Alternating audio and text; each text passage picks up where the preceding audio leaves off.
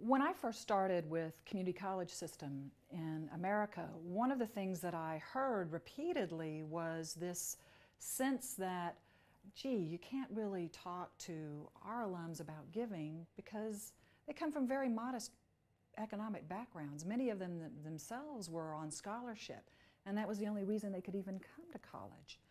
And so as I was going around and listening to college after college talking about why, oh, we can't do alumni giving, or oh, we can't expect that, I kept asking myself, well, why not? Wait a minute, let's kind of rethink what we're doing here. And so our approach has always been that every gift is an important gift, regardless of what you can give. There's always a level of giving that is your fair share of giving. But the second thing that we've done, and I think this is where we've been different, is I don't believe that your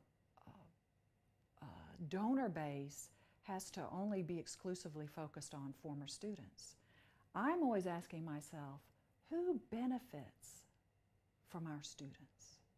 Who's benefiting from what our students are doing once they finish their studies with us and they move on?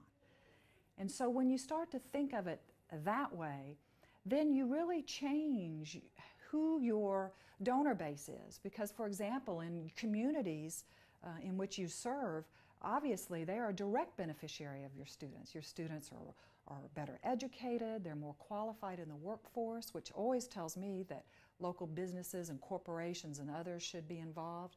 But also the leadership of the community should be involved. In many communities you have philanthropists that might be interested in what you're about, and so they should do that.